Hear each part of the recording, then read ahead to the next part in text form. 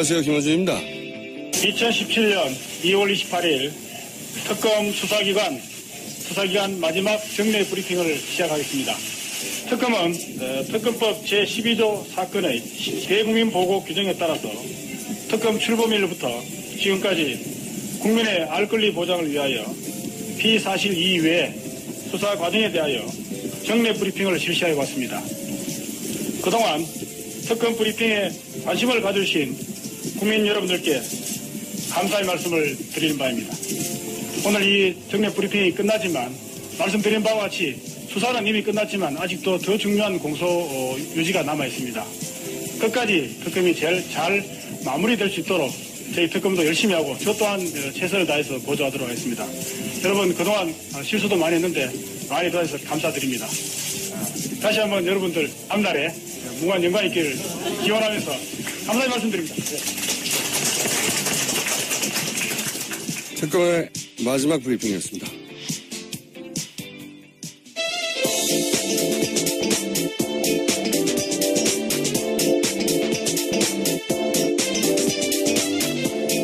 시사인의 김은지입니다. 예.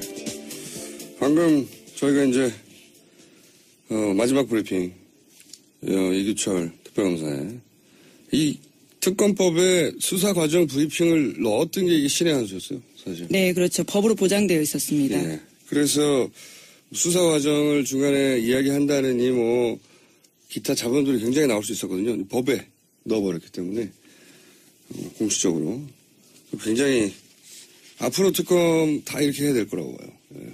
브리핑 사항을 특별 검사를 한다는 게 사실은 그러고 보니까 우리나라 첫 특검이 언제인지 아세요?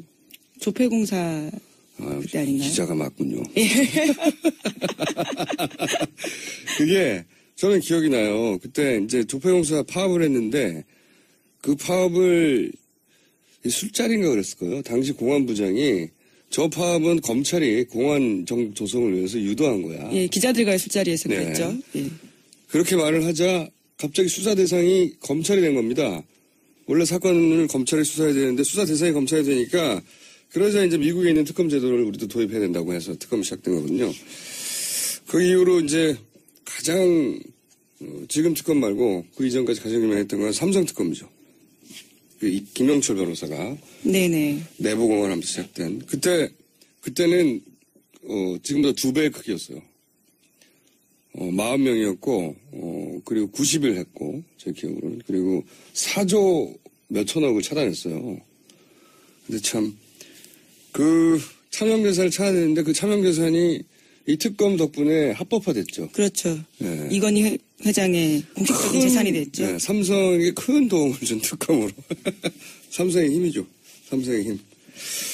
그 이후 최근 뭐 이명박 박근혜 정권만 해도 BBK 특검이 있었고.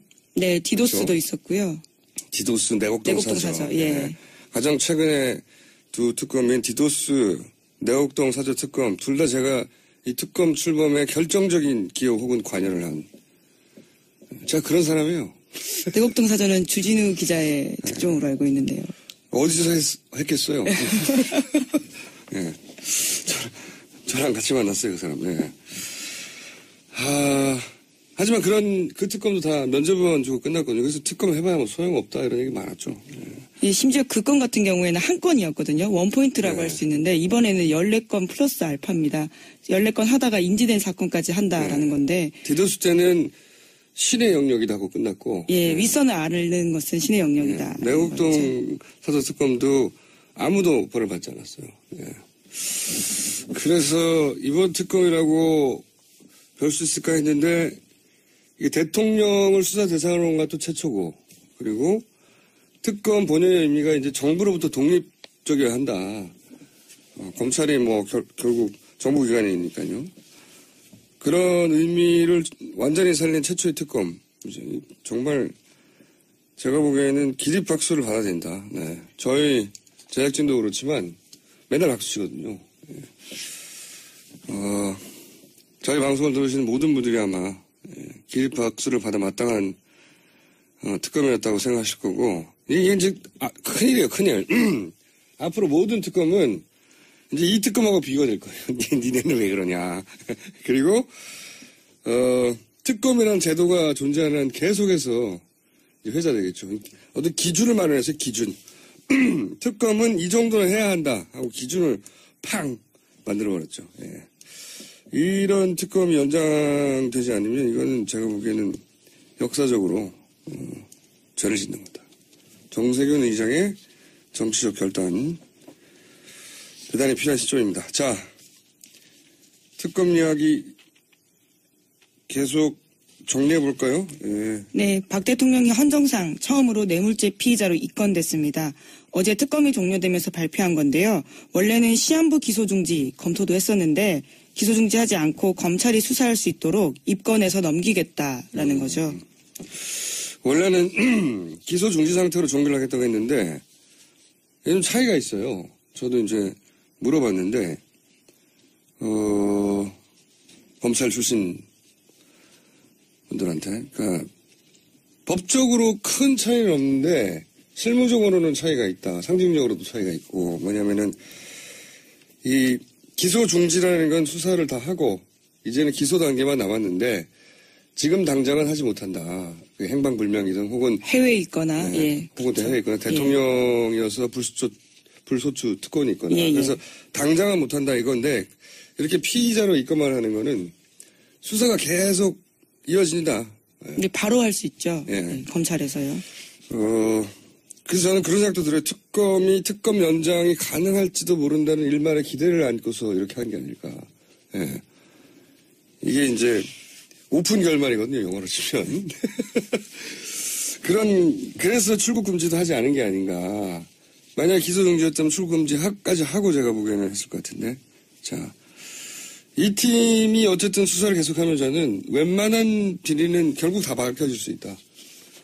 전망하는데 어쨌든 시한부 기소 중지가 아니라 입건만 했어요. 나쁜 게 아닙니다. 예. 자, 관련 특검이 1차적으로 어쨌든 우선적으로는 지금까지는 종결되면서 내놓은 몇 가지 결론들 중에 짚어볼 만한 게 또 뭐가 있어요? 예, 또 어제 최순실 씨와 박 대통령 공모 뇌물액에 대해서도 밝혔는데요. 433억 원에 달한다라는 겁니다. 삼성전자가 비덱스포츠에 준 돈은 78억 가량인데요. 그 전체 규모는 213억이고요. 또 미르와 K스포츠재단 관련해서 204억, 또 한국동계스포츠영재센터와 관련해서 216억 해서 총 220억으로요. 이렇게 해서 뇌물 금액이 나오게 된 거죠. 뇌물이 이 정도 되면 말이죠. 이 사태 초기에 여러 번 언급했었지만 뇌물액이 1억이 넘어가면 10년 이상이거든요. 이 정도 되면 거의 무기징역 나올 수 있는 정도의 액수긴 한데 예, 유죄가 인정되면 그렇죠. 유죄가 인정돼야 되는 거죠. 예. 공소유지도 굉장히 큰 산입니다. 특검 입장에서는요. 맞습니다. 예. 공소유지에 대해서는 저희가 3부에 김경진 의원 연결해서 얘기를 나눠볼 텐데 공소유지가 왜 중요하냐. 공소유지라는 단어도 사실 일반인들 입장에서는 듣기 어려운 이야기죠. 예, 낯선 말입니다. 공소유지가 뭐야 이렇게. 근데 이게 저는 맨 초반에 나왔던 뉴스지만 삼성전자가 비대기에 200억 원대 컨설팅 계약을 했다. 그렇죠. 아주 초반부터 나온 얘기예요. 근데 이거 하나만 가지고도 저는 이거 단 하나만 가지고도 이게 탄핵 사유라고 보는 게 비덱스포츠는 최순실 정유라가 100% 소유한 회사예요. 예, 그렇죠. 정유라 씨 승마 관련된 회사입니다. 승마 지원요. 소유주가 최순실 정유라 100%예요. 이런 아주 생긴 지 며칠 되지도 않은 거거든요. 예, 계약할 때 그랬죠. 예. 그리고 사무실도 없었어요. 그리고 최순실 정유라 씨가 뭐라고요. 근데 삼성전자가 200억 계약을 어떻게 합니까, 단독으로. 이런 회사가 있다는 사실도 알기 어렵죠, 사실은요. 생긴 지 얼마 안 된 회사를 독일까지 날아가가지고 200억대 계약을 삼성전자가 왜 해요? 2억도 아니고 2억도 하기 힘들어요. 2천만 원짜리 계약도 안 해줘요. 대기업하고 한 번이라도 일해보신 분들은 아시겠지만 이거 하나만 가지고도 그렇죠. 말도 안 되는 거란 말이죠. 이것만 따져도 말이 안 되는 겁니다. 이게 너무 많은 사건과 너무 많은 액수가 등장하니까 오히려 이제 둔해졌는데 요 사건 하나를 파고들어서 탄핵시킬 수도 있다고 저는 생각이 드는데 자 어쨌든 400억대를 줬다. 예. 그걸 뇌물로 이제 본 거고요. 네네. 대신 삼성이 얻은 게 있죠. 네, 그렇습니다. 2015년 7월 삼성물산 제일모직 합병으로요. 이재용 삼성전자 부회장 등에 대해서는 8천억 원 이상의 수익을 챙겼다라는 게 특검 수사 결과입니다. 이거는 이제 특검이 이제 과장하지 않으려고, 오버하지 않으려고 노력한 결과고요. 언론에 따라서는 조단위를 얘기하고. 네, 그렇게 나오기도 하죠. 전문가들은 이제 아무리 낮게 잡아도 최소 8천억 원 된다라고 이제 특검이 수사 결과를 낸 거고. 네. 네, 대신에 국민연금공단 같은 경우에는요. 최소 1,400억 원 정도의 손해를 봤다라는 겁니다. 이것도 낮게 잡은 거죠. 이것도 뭐 4천억대에서 조단위를 얘기하는 전문가들도 있는데 중요한 거는 삼성은 엄청 이익을 봤다는 겁니다. 그리고 국민연금은 엄청 손해를 봤고 그리고 최순실은 몇백억을 챙겼다는 거죠. 네. 이 관계만 봐도 어떻게 이게 논란이 될 수 있나 모르겠어요. 주고받기죠, 정말. 예. 거래죠, 거래. 예. 당연히. 400억 주고 몇천억 챙겼으면 이거 얼마나 큰 장사입니까? 자, 다음 수는요. 네, 관련해서요. 대통령이 대기업 총수들한테 사업계획서 건넸는데 그것이 비문과 오타투성이었다라는 내용도 뒤늦게 근데 이렇게 나왔습니다. 큰 돈을 받아내는데 예. 이 건네줬던 사업 계획서는 실제로는 아니 대기업하고 한 번에 보면요 1,000만 원, 2,000만 원만 받아내려도 사업 계획서가 정말 빵빵해야 돼요. 그렇죠. 만나기도 쉽지 않은 데다가 사업계획서. 못 만나죠. 예. 근데 이 사업 계획서가 뭐 재벌 회장한테 줬는데 2장짜리고 뭐 2장짜리인데 그 안에 뭐 오타가 난무하고 뭐 이렇다는 얘기잖아요. 예, 그렇습니다. 자세히 전해주세요. 예, 경향신문 보도를 보면요. 관련 계획서, 대기업 회장들이 받아낸 계획서를 보면요. 이런 문장이 있습니다. 다소 이상하더라도 그대로 읽어보겠습니다. 현재 영재센터의 영재선수는 초등학생이라는 정해진 규율이 있어서 올림픽 선수를 발굴하기엔 사뭇 어려운 완성이 될 수 있습니다. 라는 문장입니다. 정해진 규율에 있어 올림픽 선수를 발굴하기엔 사뭇 어려운 완성이 될 수 있습니다. 네, 주술이 안 맞죠? 이 시적 허용에 가까운데 이거는.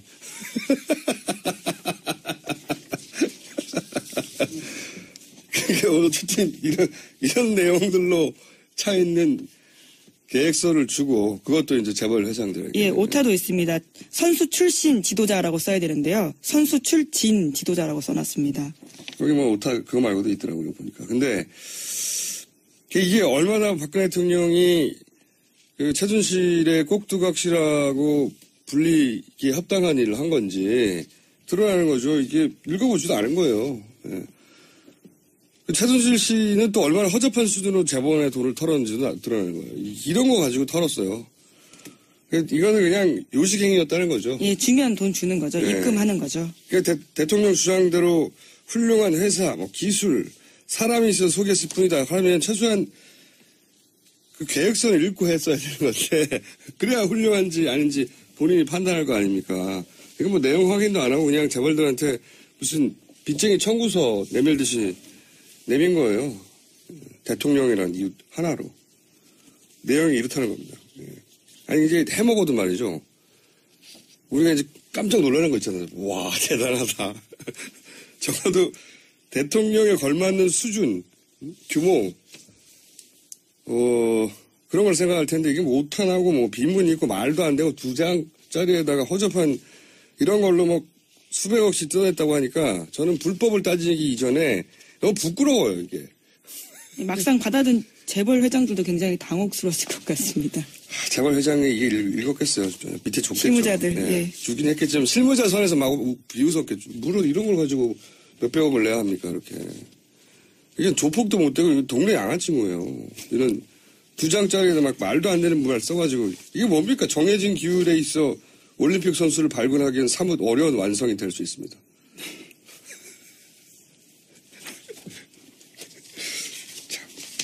하여튼 요 문장이 들어간 걸로 삼성전자한테 받았던가요? 예, 삼성에다 돈을 달라고 했죠. 그래서 16억 받았어요. 예, 한국 동계 영재 스포츠 센터 관련된 겁니다.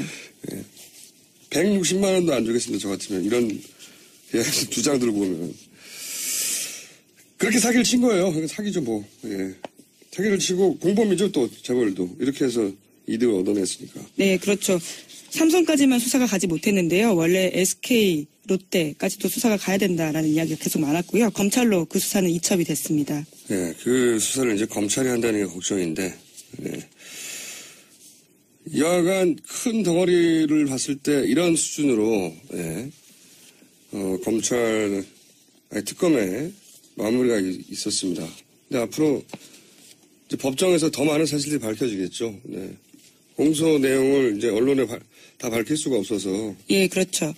당장은 3월 6일 날 최종 수사 결과 발표할 때도요. 조금 더 새로운 내용이 나올 거라고 보고 있습니다. 그러니까요. 우리가 몰랐던 내용 많이 나올 거라고 예. 봅니다. 자, 다음 뉴스는요. 네. 장기정 자유청년연합 대표가요. 어제 보수 성향의 한 팟캐스트에 출연해서 이렇게 말했습니다. 이정미 재판관 집 주소 이야기하고요. 게다가 단골 미용실과 슈퍼까지 언급을 했는데요. 이 사람 같은 경우에는 지난 24일에도 박영수 특검의 집 주소를 공개하고 그 앞에서 야구방망이 시위도 했었었거든요. 저는 이게 말이죠. 이게 단순히 이제 개인정보를 유출했다 차원이 아니라, 월요일도 제가 얘기했지만, 이 집회와, 그 얘기 있지 않습니까? 제가 이제 김기춘 비서실장이, 블랙리스트를 만들면서 화이트리스트를 만들어서, 애국 영화에 지원을 해라. 이런 얘기가 김영환 다이어리에 있죠. 업무일지에.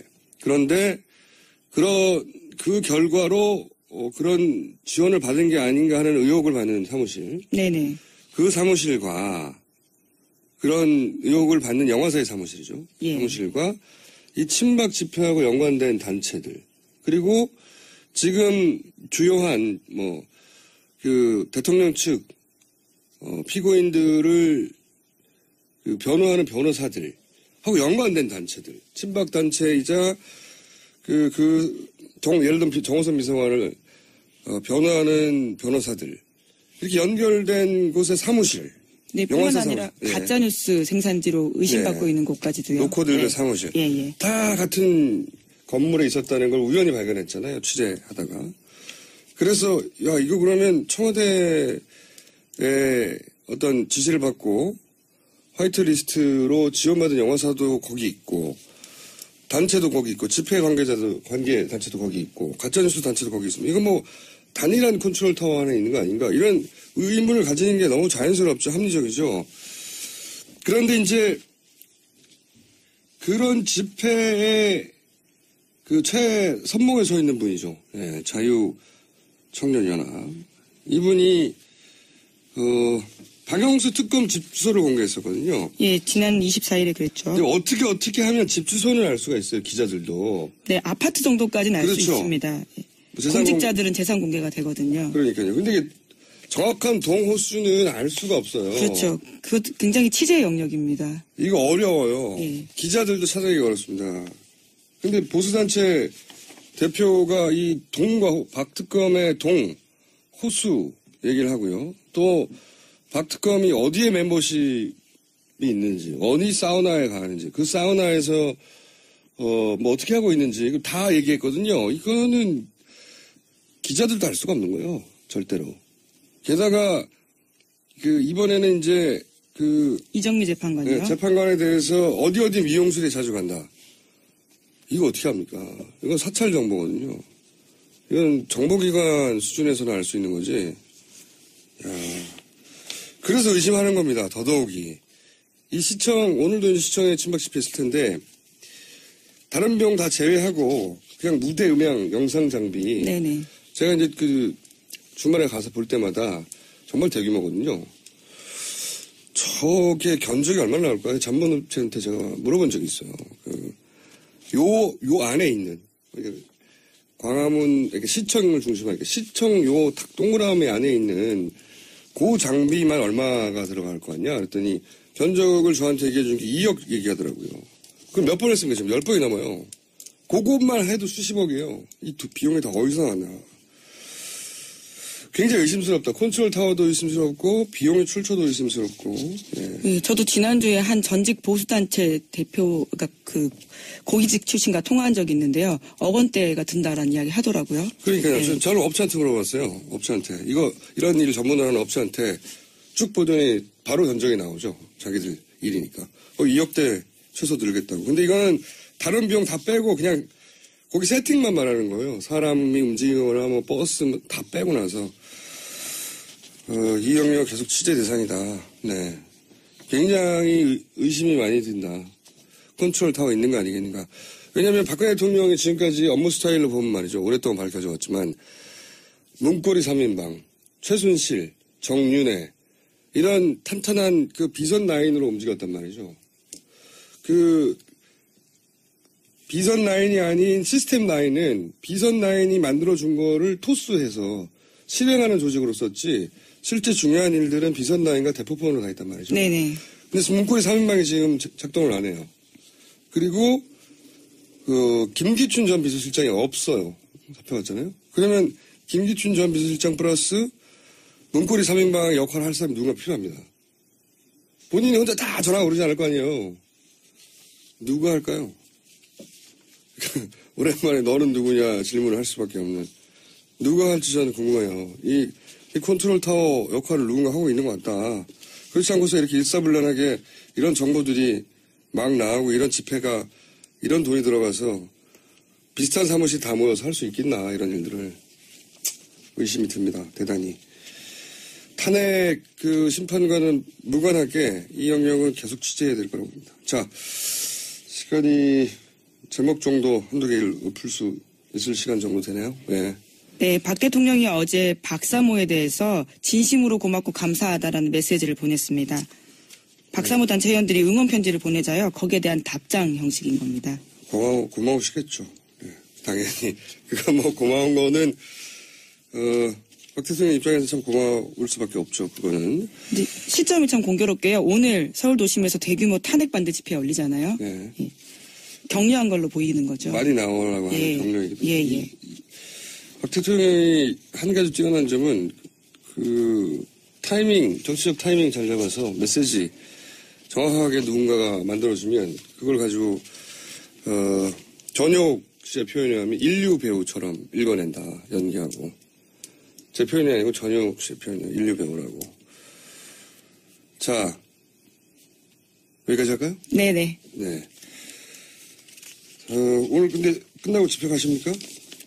예, 제가 다리를 좀 다쳐서. 아, 그렇죠. 예. 지금 다리가 불편해요. 예. 기부스인가요? 예, 반깁스 상태인데요. 저희 후배 기자들이 나갈 겁니다. 예. 저도 오늘 방송 녹화가 또 하나 있는데. 예. 끝나고 나서 저녁 때는 고기를 먹으러 갈 생각입니다. 예. 자, 여기까지 하겠습니다. 지금까지 시사인의 예, 김은지였습니다. 감사합니다. 아무도 묻지도 따지지도 않고 가입하셨다고요? 보험은 너무 어려워요. 걱정 마십시오.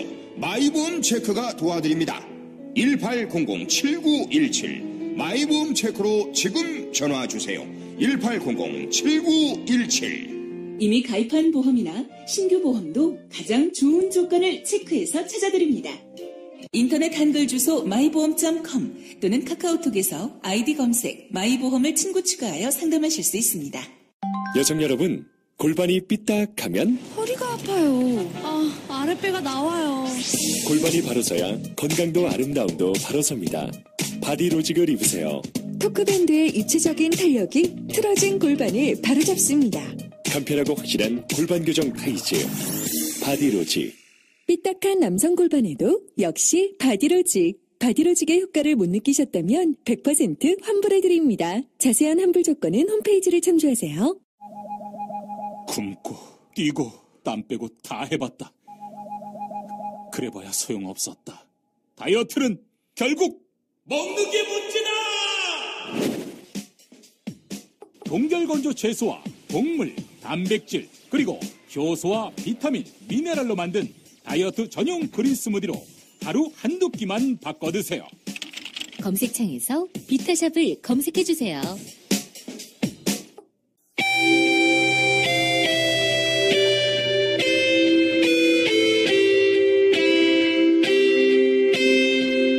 항상 나라를 생각합니다. 이혜훈의 나라 걱정. 자, 나라 걱정하다가 당 걱정하다가 이제 탈당 걱정하다가 이제 신당 걱정하고 있는 분입니다. 아니 저희가 또 쪼개지라고요? 걱정이 끊이지가 않는 바른정당의 이혜훈, 게다가 이제 최고위원이 되셨어요. 최고위원 나오셨습니다. 안녕하십니까? 네, 안녕하세요. 자, 요즘 이 전국이 이제 시끄러워요. 여의도가 시끌시끌 들썩들썩해요, 그죠? 원래 시끄러웠지만 뭐 최대로 시끄러운 것 같아요. 점점 시끄러워져서 유사이래. 앞으로 한 2주 후면 더 크게 시끄러워지겠죠. 예, 결론 나면. 그렇게 되면 여의도가 시끄러울 일은 별로 없을 것 같아요. 왜냐하면 국회는 어쨌든 승복한다는 게 입장이니까 광화문이 시끄러워지겠죠. 또는 대한문이. 어느 쪽으로 결론이 나든 시끄러워지긴 할 텐데 물론 뭐 탄핵이 인용되면 촛불 집회가 한두 번이 더 있을 수는 있어요. 제가 보기엔. 예. 그러니까 뭐 성과에 대해서도 얘기하고 앞으로 남은 것들에 대해서도 얘기하고. 근데 이제 아무래도 이제 좀 잦아들겠죠. 예. 잦아들고 이제 지켜보겠죠. 대선도 이어지니까. 근데 이제 태극기는 더 불어나겠죠. 저는 더 불어나지는 않을 거라고 봅니다. 더 불어나지는 않을지 몰라도 더 극렬해질 수 있어요. 소수가. 이게 이제 권력에서 내려가는 순간. 근데 우리나라 국민들 굉장히 보면 또 동정에 약하잖아요. 네. 누군가가 이렇게 좀 불쌍해진다. 뭐 이러면서 아주 그냥 왜 이렇게 동정에 약한지. 그렇다 하더라도 이 집회의 조직성 또는 뭐 동원 능력 또는 뭐 일사불란함은 사라져서 집회 동력은 크게 줄어들 것이다. 그럴 수 있겠네요. 근데 오히려 이제 소수가 극렬하게 야단을 칠 수는 있는 것 같아요. 자, 그리고 만약에 기각된다면 만에 하나 상상하기도 싫지만 바른정당은 어떻게 됩니까? 저희는 의원직 총사퇴를 국민 앞에 약속했기 때문에 만약에 기각이 되면 저 그날부터 실업제 되니까 뭐 간혹 차라도 좀 사주세요. 총사퇴를 제가 정치권에서 최근 20년간 몇 번이나 봤지만 한 번도 총사퇴한 적은 없고요. 아무도. 아마 전제 조건이 충족이 안 됐나 보죠? 그리고 총사퇴가 문제가 아니라 당 해체까지 얘기했잖아요. 아니, 의원들이 하나도 없는데 뭐 당이 살아남겠습니까? 자, 이제 그런 일은 없어야 되겠죠. 저희는 어쨌든 보기로는 대통령의 헌법과 법률 위반이 아주 심각하고 중대하다라고 보고 있습니다. 그게 이제 전 국민의 80% 그렇게 생각하는데 헌재 재판관을 전 국민의 80% 기준으로 분포를 맞춰서 뽑은 게 아니기 때문에 특정 성향을 가지신 분들이 좀 많죠, 거기에. 예, 특히 보면은 과거 이제 판결 사례나 이런 거 보면 걱정되는 분들이 좀 있죠. 자, 그 얘기는 이제 우리끼리 해봐야 소용없고. 네, 맞습니다. 오늘 우리끼리 해보면 소용 있는 이야기 중에 최근에 김문수, 요 집회에서 얘기하는 게 생각나는데, 김문수 전 도지사는 왜 이렇게 적극적으로 최선봉에 서 계신 거예요, 갑자기? 아니 뭐 제가 제가 그분 속에 들어가 본 적은 없지만 그냥 이렇게 밖에서 관전하는 사람 입장에서 보면 왜 저럴까 하면 가능성이 제일 높은 시나리오는 이제 보수가 후보가 없다. 특히 이제 지금 방금 뭐라고 하시려다가 그냥 단어가 실수로 나온 거죠? 제가 뭐라 그랬죠? 네, 무의식 중에 나오신 게 있어요. 네, 자 계속해 주십시오. 아, 걱정되네요. 네.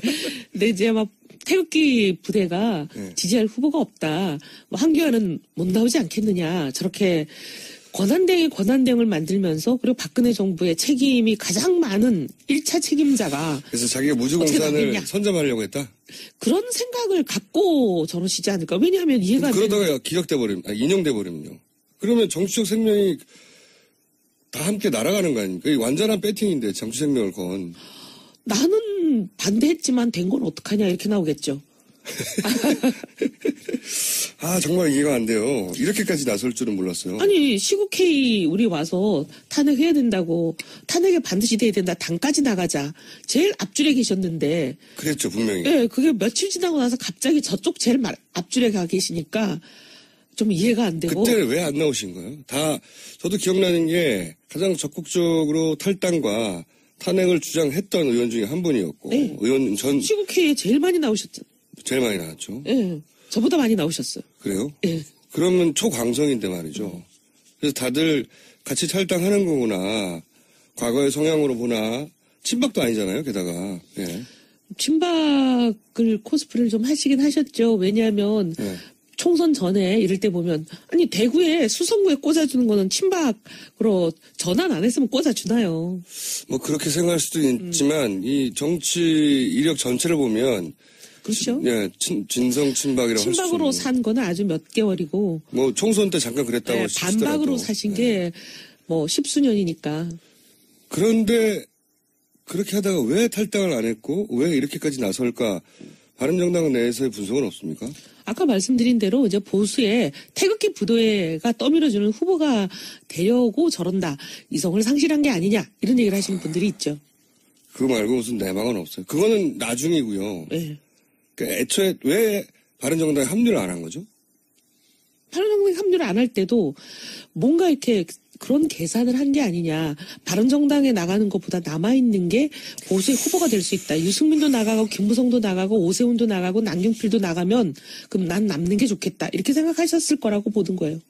그게 이제 대체적인 분석입니까? 네. 당에서 저희가 김문수 전 도지사하고 인터뷰를 여러 차례 해보려고 시도했는데 안 하셔가지고 물어볼 수가 없어요. 이제 많은 경우에 보면은 이렇게 사람들이 이렇게 쭉 가면 반대로 가시는 분들이 있거든요. 왜냐하면 반대로 가는 게 그래도 내가 나머지 지정을 먹을 수 있다.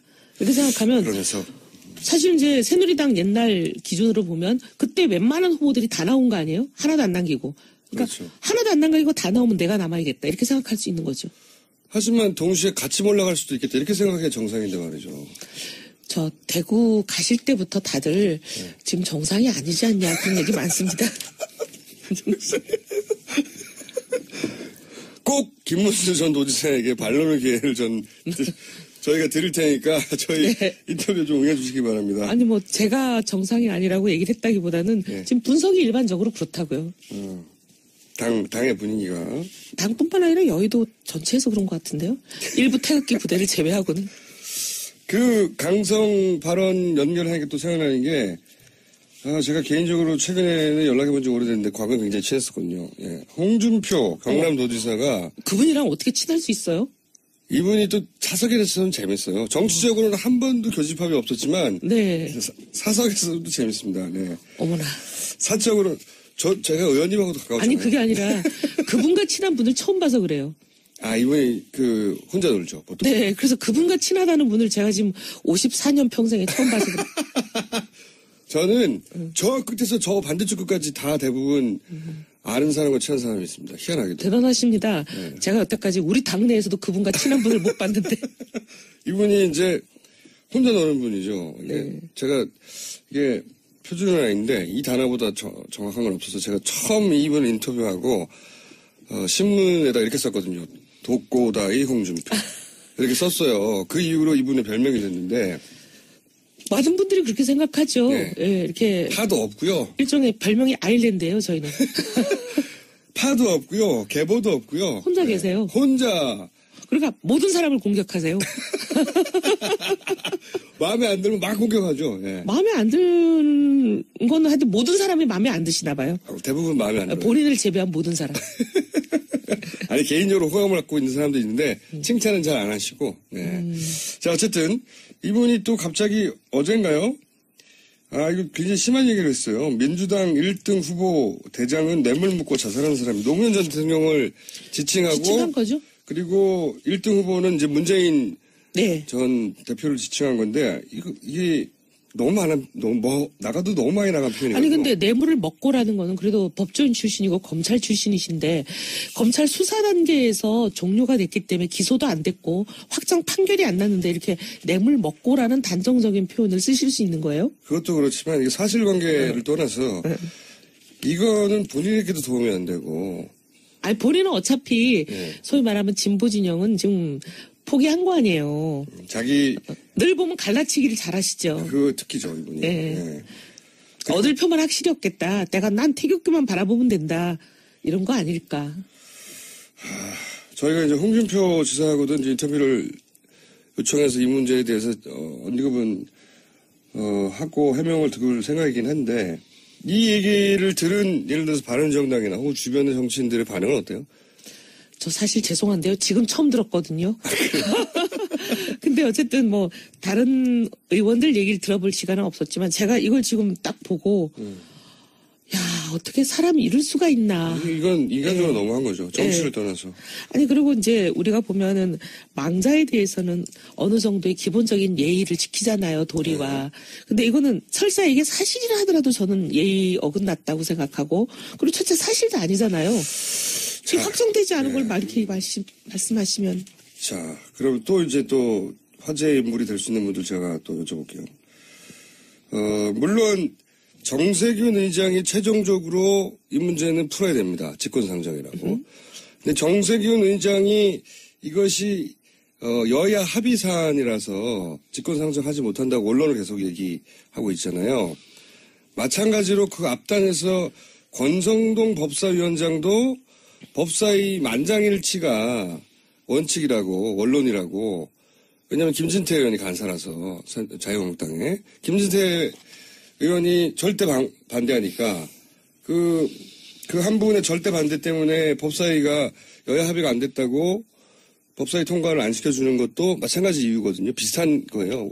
이유는 원론에 맞지 않다. 우리 국회가 원론대로 아는 적이 참 많은데 이번에는 다들 원론을 얘기하고 있는데 아니 근데 저는 좀 이해가 안 되는 게 직권상정을 할 수 있는 기준으로 네. 국가 변란 전쟁 이런 거 포함이죠. 그다음에 천재지변 해놓고 등에 준하는 국가 비상사태라고 돼 있어요. 그러니까요. 아니 대통령이 없는 사태가 비상사태가 아니면 언제 비상사태가 되나요? 근데 또 이런 얘기를 해요. 네. 그 의미는 그 비상사태를 해결하기 위해서 직권상정으로 뭔가 법안을 올릴 수는 있지만 비상상태라고 아무 법안에 올 수는 없다. 이런 얘기거든요. 아니 그 비상사태를 해결하는 게 특검 아니에요? 저도 그렇게 생각합니다. 아니 지금 비상사태를 그럼 누가 어떻게 해결하는데요? 이 비상사태를? 자, 그 정세균 국회의장에 대해서는 저희가 또 인터뷰를 하거나 네. 또는 직접적으로 물어보겠는데 제가 이제 바른정당 입장에서 바른정당 입장을 묻고 싶은 부분은 또 정세균 국회의장도 물론 법사위만 통과시키면 하겠다고 해요. 근데 법사위가 안 되니까 문제인데. 그러니까 자기가 책임지기 싫고 네가 네. 책임져라 아니에요. 그렇죠. 권성동 법사위원장도 여야 합의가 안 되니까 안 된다고 하는 서로 건데. 핑퐁을 치는 거죠. 맞습니다. 나 때문이 아니고 쟤 때문이야 이러면서. 자, 그런데 정세균 국회의장은 본인이 얘기해왔던 바가 있어요. 예를 들어서 뭐 여야 합의가 돼야 되고 이제 더 이상은 멸치기가 없어야 되고 뭐 신사가 되고 싶은 거죠. 한마디로. 국회 선진화법 이후에 작년인가 재작년이죠. 재작년 여름에 정의화 의장은 테러방지법을 국가 비상사태라는 핑계를 대면서 했어요. 네. 그때 여름에 아무 일도 없었거든요. 국가 비상사태 정도.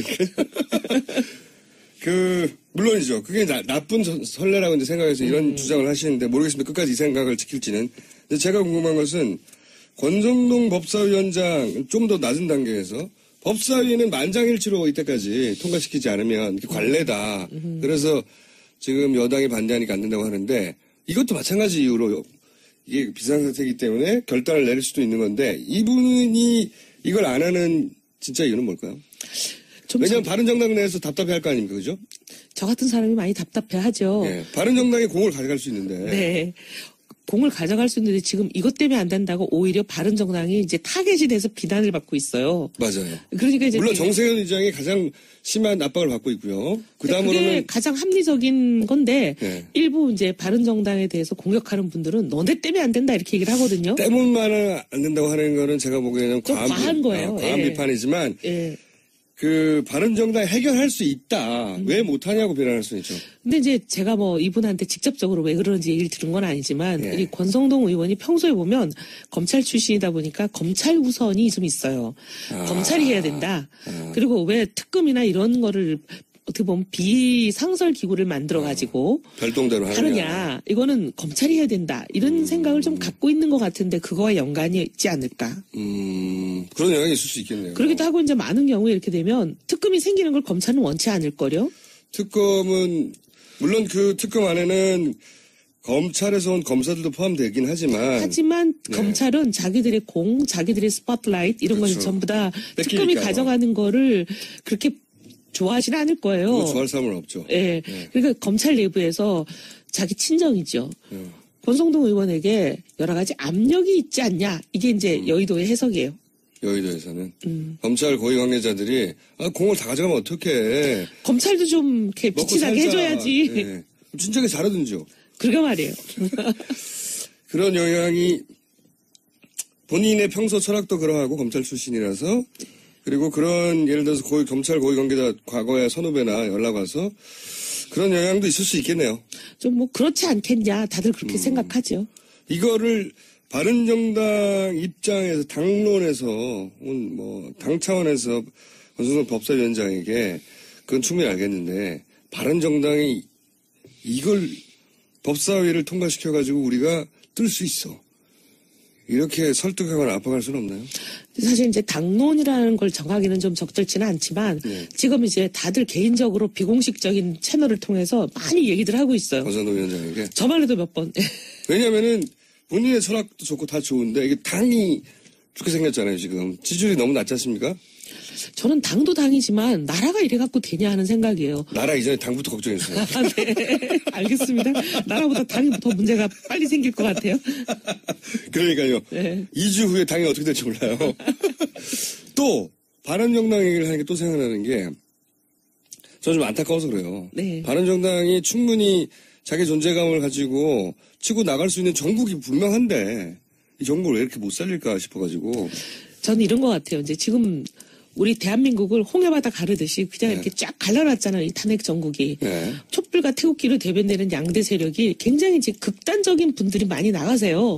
그러다 보니까 이제 중도가 설당이 없어지고 양쪽에서 거의 빨아들이고 있지 않나. 근데 그렇게 생각하면 단순화시키면 좋긴 한데 실제로는 그거하고 좀 차이가 있는 게 탄핵이 인용돼야 된다고 하는 분들이 여전히 3개월째 80% 가까이 되거든요. 그러니까 그 80%의 바른정당에 속해 있어요. 이게 반은 딱 갈라진 게 아니고.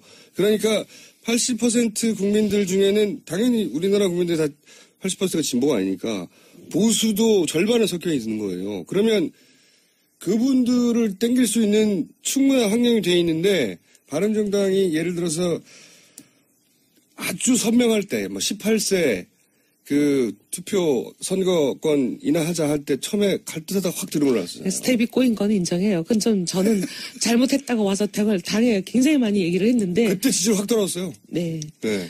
그리고 사실은 어떻게 보면 이 탄핵이 인용이 이제 된다면 1등 공신은 사실 바른정당이거든요. 맞습니다. 그건 제가 인정합니다. 아니 캐스팅 보트를 쥐고 있을 때 다들 사실 야당도 많이 그때 머뭇거리고 있었어요. 근데 당까지 깨면서까지 했단 치고 말이죠. 나와가지고 정치 생명을 걸고 탈당해가면서까지 탄핵을 주도했고. 그거 맞아요. 그다음에 이제 이번에 또 문제가 이제 생겼잖아요. 왜냐하면 대통령 대리인단들이 막말을 하고 네네. 도대체 이해할 수 없는 궤변들을 늘어놓고 할 때 우리는 탄핵이 기각이 되면 전부 의원 배치 떼고 의원직 사퇴하겠다. 네. 사실 이런 당은 저희밖에 없거든요. 그건 압박은 안 될 거예요. 압박은 안 되는데 그 정도 각오인데 그러면 더더욱이 이럴 때 확 치고 나가서 선명한 모습을 보여줬으면 제가 보기에는 중간쯤에 있는 성향 분들 중에 여전히 진보 진영한테 정권을 맡기는 건 불안하다고 생각하는 사람이 있을 수 있습니다. 그 사람들이 바른정당을 확 몰릴 수 있는데 바른정당이 밀어낸 거예요. 그분들 가는 길을. 밀어냈다는 표현은 좀 그렇긴 한데. 갈까 하는데 오지 마! 저희가 이제 마음을 잘 얻질 못한 건 사실인데. 그 이유 중에 하나가 혹시 지도부가 뭘까요? 사실 이럴 때 다들 개성이 강한 분들이 모여있잖아요. 특히나 보수 정치인들 중에 가장 개성이 강한 분들이 거기 모여있는 거예요. 제가 보기엔. 그렇죠. 왜냐하면 자기 혼자 독고다이로 네. 공천 잘리고도 살아남고 다 이런 사람들이니까. 실력도 있고 네. 목소리도 강하고 개성도 강해서 누가 지시하면 그거 싫어하고 그런 분들이 다 모여있어요. 그러니까 지도부가 굉장히 어렵긴 하겠죠. 이럴 때일수록 그래도 30명밖에 안 되니까 이럴 때일수록 이거는 우리가 단연한 목소리를 내줘야 우리 존재감을 살 수 있다 하고 확 치고 나가는 지도부가 아닌 것 같다는 생각이 제가 듭니다. 너무 착해요.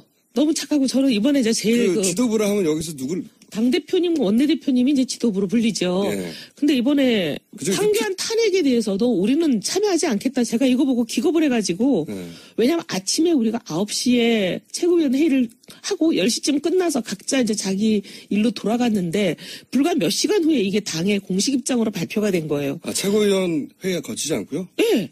최고위원 회의할 때는 이제 그런 게 결정이 되지 않았어요. 근데 전 너무 놀라가지고 이 정도 중대한 사안을 결정하려면 그래도 최고위를 비상소집을 하든지 했으면 좋지 않냐 했더니 뭐 급해서 그랬다라는 게 이제 답변이긴 한데 아니 그래도 이런 걸 정하려면 최고위원 정도는 모여서 의견을 들어야죠.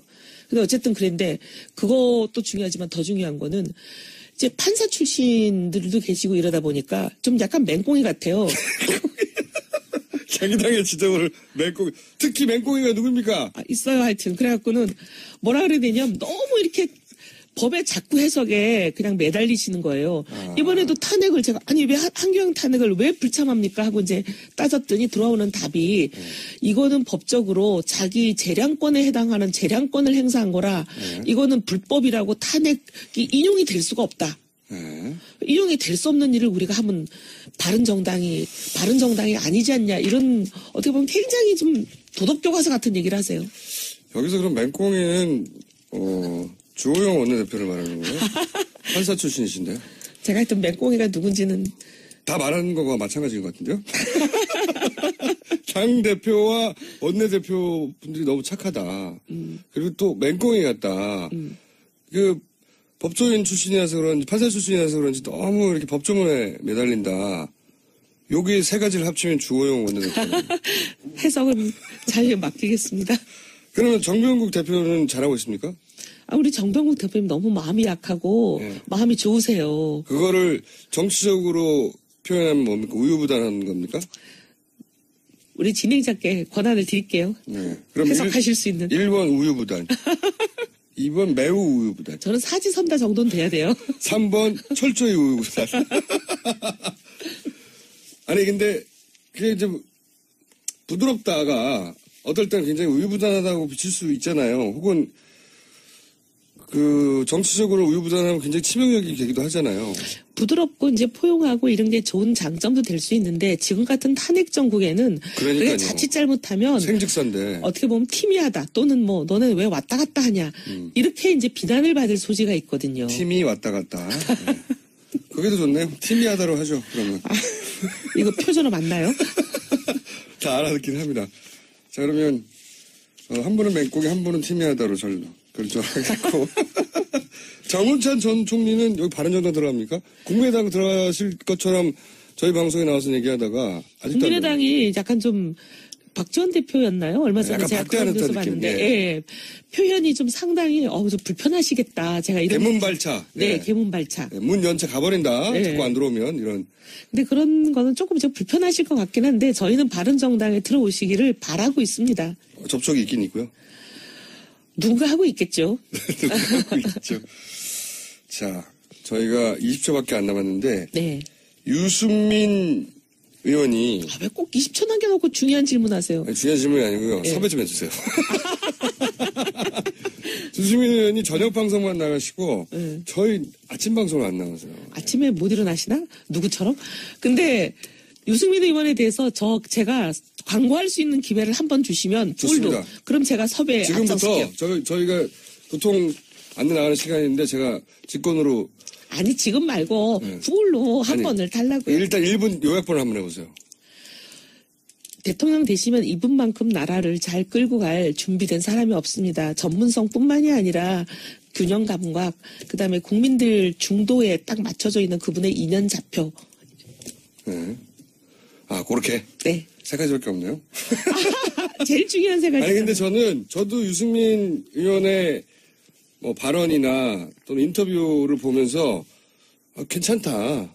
대화가 되는 보수다. 이렇게 생각이 왔거든요. 근데 한 가지 지금 정국에서 안타깝다, 아쉬운 건 뭐냐면 이 TK 정서가 본인에게 요구하는 바가 있을 거 아닙니까, 당연히? 그거하고 좀 다르죠. 예. TK 정서가 요구하는 바를 당연히 지역구 의원으로서는 수용해 나가야 되는데 지금은 전국구 정치인으로 커야 되는데, 그죠? 전국구 정치인, 전국을 바라봐야 되는데 지금 행보 중에 보면 이거는 TK 정서에 발목 낀 결정들이 있는 거 아닌가. 예를 들어서 보수단체와 보수 후보 단일화 같은 거 같은 것도. 단일화는 새누리당, 자유당이죠. 자유당과 합치겠다는 게 아니라 후보보다 이길 수 있다는 거죠. 자, 여기까지 하고 섭외를 부탁드립니다. 다음. 진짜 한번 주셔야지 섭외하는데. 같이 나오시든가요. 네, 알겠습니다. 지금까지 이혜훈 의원이었습니다. 저는